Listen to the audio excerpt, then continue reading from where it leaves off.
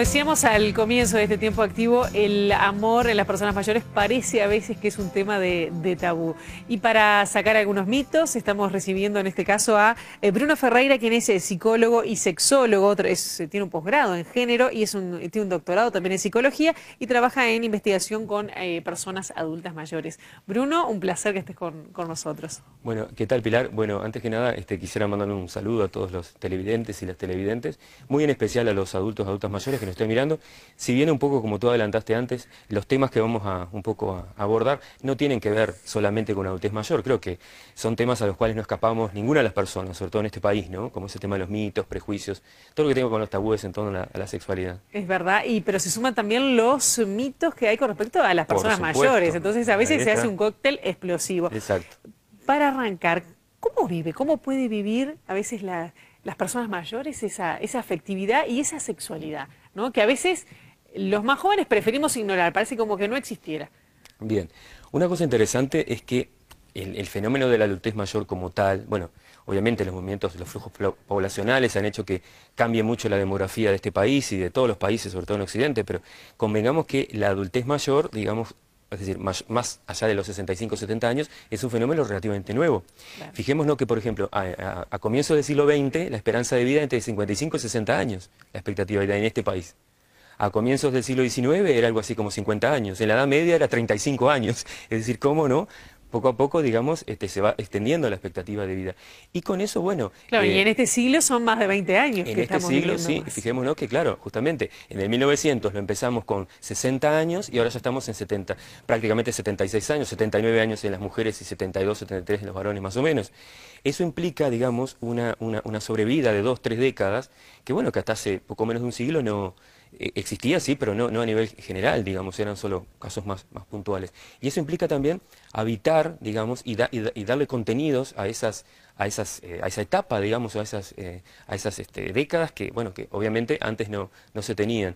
Pero es verdad que si bien ha habido este cambio con respecto a las expectativas de vida, otras cosas parecen no haber cambiado tanto, como son los mitos que hay o los prejuicios acerca de la sexualidad de las personas adultas mayores o ancianas o el nombre que le queramos poner, ¿no? Es decir, indudablemente todavía estamos muy, digamos, muy permeados, ¿no? Por el tema de la sexualidad, muy unida a lo reproductivo, sobre todo en el caso de las mujeres. Entonces, obvio, las propias mujeres muchas veces también se lo terminan creyendo, porque obviamente todos los mitos y los prejuicios los vamos internalizando y nos los creemos, y después los actuamos.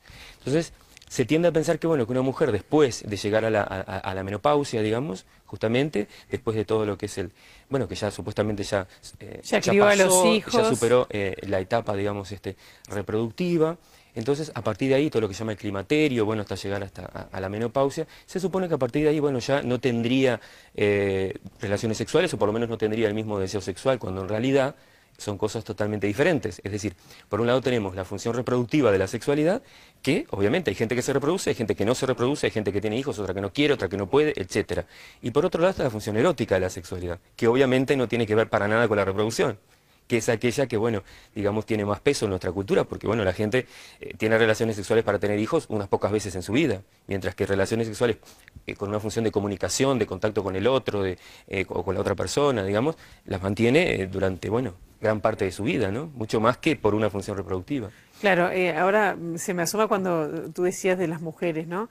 Que además son mayoría las personas mayores y que tienen un tema fundamental que es que muchas llegan a esta etapa viudas. Es decir, claro, hay mucha soledad, ¿no? Es decir, por lo menos de pareja. ¿Y cómo vivir todo esto? Decir, bueno, mamá está sola, ¿no? Que ni se le ocurra tener pareja. Es decir, ¿cómo vivir, cómo permitir y cómo también tranquilizar a quienes están viviendo esa etapa y decir, bueno, que se animen a otras cosas, ¿no? A ver, es verdad que las estadísticas en ese sentido, entre comillas, juegan en su contra. Es decir, quizás haya más personas adultas mayores solas, mujeres, por una cuestión estadística. Es decir, si estamos diciendo que la esperanza de vida en las mujeres es 79 años, u 80 dentro de poco, y en los varones 72, 73, pero claro, esos son promedios. ¿Qué significa? Que a partir de los 65, 70, cuanto más avanzamos en edad, hay más mujeres solas en relación a varones. Pero ojo, porque eso también sigue siendo un prejuicio, es decir, la soledad o el no tener un proyecto de vida, proyecto de pareja, no tiene que ver con la adultez mayor. Una persona de 30 años puede no saber qué hacer con su vida, puede tener dificultades para conseguir una pareja, bueno, o puede no tener una sexualidad más o menos activa, ¿se entiende? Lo que pasa es que volvemos a lo mismo, los prejuicios terminan asociando soledad, enfermedad, aislamiento, etcétera, a la adultez mayor, cuando en realidad nosotros conocemos personas en nuestro entorno que no son así, de repente que son muy activas o que tienen una pareja o que han enviudado, como tú decís, pero han logrado, digamos, encontrar un nuevo compañero o compañera, a veces en plan de pareja, a veces no. Porque, ojo, otro de los mitos que hay es, bueno, si un adulto mayor consigue una pareja es solo por compañía. Eso también es un mito, porque la persona adulta mayor sigue siendo un ser sexuado. También va a tener deseo sexual, ¿se entiende? Y es verdad que quizás lo elija por un tema de tener un compañero o compañera, pero no solo. La parte sexual, digamos, sigue estando porque somos seres sexuados. Por Claro, lo tanto, ¿y cambia en la manifestación de la sexualidad cuando uno es grande?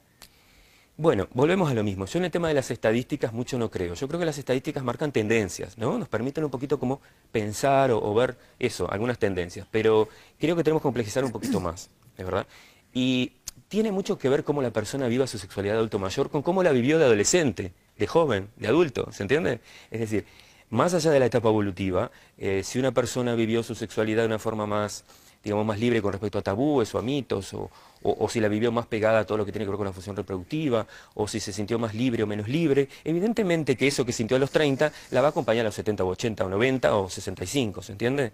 Es decir, muchas veces es una etapa evolutiva, pero no implica un cambio radical en relación a las etapas anteriores. Es decir, todos aquellos mitos, prejuicios, tabúes que tiene un adolescente de 18 los va a tener cuando llegue adulto mayor. No necesariamente, pero muchos quizás sí. Claro, ¿y si nos enamoramos de la misma manera? Vuelvo a lo mismo, es decir, el tema, hay una cosa que es muy interesante, digamos, ¿no? Digo, porque también hay gente, hay hijos e hijas que nos están escuchando, y digo, que es Claro, claro. importante este tema, porque derribar mitos es algo que decir, mi padre, mi madre, mi abuela se puede volver a enamorar. Sí, digo, lo vimos en los casos que Por veíamos supuesto. antes, ¿no? El tema es que los mitos tienen una fuerza fenomenal, sobre todo en la sexualidad. Yo siempre digo que si desaparecieran los mitos, tabúes y prejuicios de esta sociedad, los sexólogos nos quedaríamos sin trabajo seguro. Es decir, desapareceríamos los sexólogos porque no tendríamos razón de ser, ¿se entiende? Es decir, más allá de, bueno, de todo lo que tiene que ver con algunos aspectos más, Más patológicos. o anatomofisiológicos, o que tiene que ver más con un tema hormonal, lo que sea, pero prácticamente el 90% de todo lo que entre comillas se llaman disfunciones sexuales tienen que ver con mitos, prejuicios, conductas mal aprendidas, con miedos, con tabúes, con lo que nos enseñaron nuestros padres y nuestras madres, con lo que está bien, con lo que está mal, con lo que nos dicen que es una perversión, con aquello que no se debe hacer, etcétera. ¿Se entiende? Es decir, si desmanteláramos toda esa cantidad, ese edificio enorme de mitos y prejuicios, supongo que poco a poco las personas tendríamos una sexualidad más libre. Claro, ¿por qué llega la gente mayor a la consulta? Bueno, lo que pasa, yo estoy pensando justamente, una de las pacientes de más edad que atendí fue como de 74 años, sí, 76 años en realidad. Y es curioso porque las personas mayores que yo he atendido en relación a este tema de la pareja, ella por ejemplo llegaba, tanto ella como un varón, se llevaban por lo mismo, sobre todo ella. Es decir, la dificultad que tenía para hacerle entender a sus hijos, ¿no?, y a sus nietos, que ella no solamente estaba para criar nietos, ni para hacer de guardería. Lo que ella decía, bueno, sí, bárbaro, pero yo no quiero, dice, yo ya crié a mis hijos, fantástico, yo puedo ayudar a mis hijos con sus hijos a su vez, que son mis nietos, pero yo quiero que mi vida sea algo más que eso. Entonces ella había conocido un compañero nuevo, pero, porque era una persona muy activa, iba a distintas actividades y todo, que eso tiene mucho que ver también el tema de ser más activo o menos activo con cómo se vive también la adultez mayor y la sexualidad, ¿no? Y ella decía, bueno, yo tengo un compañero nuevo, pero mis hijos no lo aceptan, no hay manera de que lo acepten, y bueno, y la acusaban a ella de todo lo habido por haber, la clásica de vieja verde, de que era una pervertida, de que no sé qué, bueno, todo ese tipo de cosas. Y cómo eso a su vez le estaba generando a ella un problema donde no lo había, ¿se entiende? Porque ella se sentía muy bien con este compañero nuevo, inclusive me había manifestado que, bueno, que sexualmente también sentía mucho más, digámoslo así, como, entre comillas, más libre que con su compañero de toda la vida, digamos, con quien fue el padre de sus hijos, por distintas razones, y que, bueno, que estaba como disfrutando de una sexualidad muy distinta, ¿no?, y como mucho más libre, pero siempre con esta especie de espada de Damocles de los hijos y de los nietos, de mamá, ¿qué estás haciendo?, que sos una vieja verde, sos una ridícula, no sé qué. Pero todo eso son tabúes que vienen de la sociedad, no son en este caso de la persona en concreta. No es un problema de la adultez mayor, sino que es un problema, esto de lo que hablábamos antes, de los mitos y prejuicios que tiene toda la sociedad sobre lo que es un adulto mayor, que se supone que un adulto mayor, ya que estamos hablando de mitos, uno dice, no, mi abuelo, mi abuela, ¿cómo va a tener relaciones sexuales? No puede ser, ¿cómo se va a enamorar de nuevo? No, mi abuelo está para, no sé, para cuidarme, o para cuidar a tal cosa, para cuidar la casa cuando nos vamos de vacaciones, y eso es absurdo, ¿se entiende? Es decir, una persona adulta mayor, está hablando, siguiendo con el tema de la jubilación, por ejemplo, ¿no? Que hablábamos antes por fuera de cámara, evidentemente una persona que se jubila, que le dan este carnecito de pasivo, que yo a mí me parece, me suena como tan fuerte, ¿viste? Es como decir, lo dejamos por fuera de todo, ¿no? Es decir, ex. Y para nada tiene que ser así, es decir, yo conozco personas adultas mayores de más de 65 años, de más de 70 y de más de 75, que disfrutan mucho de su tiempo libre. Y yo a veces se los digo inclusive.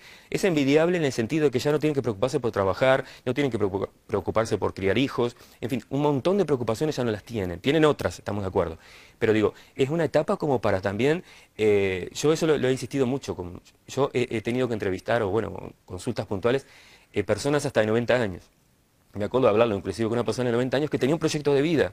Yo digo, pero fantástico, ¿no? Del interior, bueno, en un pueblo del interior. Ah, mirá que acá en Tiempo Activo entrevistamos a algunos de más de 90 que tenían me parece muy bien, porque es decir, proyecto de vida. Un sentido de vida, ¿no? Exacto, el sentido de vida no tiene que ver con el ser adulto mayor. No. Vuelvo a lo mismo, una persona de 30 años, y de hecho conozco y he tenido pacientes, que tienen que construir un proyecto de vida porque sienten que no lo tienen.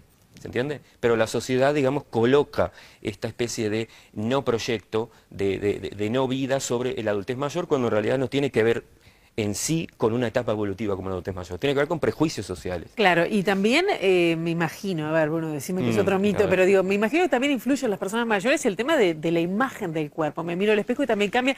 Eso también tiene que cambiar, por supuesto, porque estamos en una cultura... Influye, digamos. Estamos en una cultura, en una época que es la época de la imagen. Claro. La cultura de la imagen, la adolescentización de la sociedad, que es verdad que es transmitida pero por los medios, pero no solo por los medios, es decir, en todo, en el sistema educativo, a nivel de la familia, es decir, la preocupación por la estética, pero es verdad que eso incide mucho, pero ha incidido siempre eso, más allá de los tiempos, es decir, ¿por qué? Lo que más angustia a las personas sobre el tema del envejecimiento no es tanto la imagen física, es curioso, sino la construcción de realidad que la persona tiene sobre lo que es el envejecer. Es decir, lo que imagina que acompaña al envejecer. Volvemos a lo mismo. La persona imagina que el envejecer es aislamiento, soledad, muerte, en fin, y no... Hay que cambiar esa construcción de realidad y verlo como una etapa de la vida, digamos, en la cual se pueden hacer proyectos nuevos. Si la persona está bien, la mayoría de las personas adultas mayores, la mayoría, digamos, no tienen ninguna patología seria. La mayoría no tiene ninguna patología. Por lo tanto, yo conozco muchas inclusive que hacen ejercicios, que conozco... Más que muchas personas jóvenes. Sí, por supuesto, que salen, que caminan muchísimo por la Rambla. Los veo corriendo por la Rambla, yo que vivo cerca de la Rambla, en bicicleta, en fin, proyectos de jardinería, de bricolaje, gente que se dedica a la mecánica. Conozco, pero de todo tipo, es como muy diversa también esa etapa de la vida, como todas las etapas de la vida. Nos dejaste pensando en muchas cosas. Bruno Ferreira, psicólogo, sexólogo, muchísimas gracias por haber estado con nosotros en Tiempo Activo. Bueno, muchas gracias a ustedes. Y un saludo para todos y para todas. Y nosotros nos estamos reencontrando la próxima semana con nuevos temas aquí en Tiempo Activo. Pasen ustedes muy bien.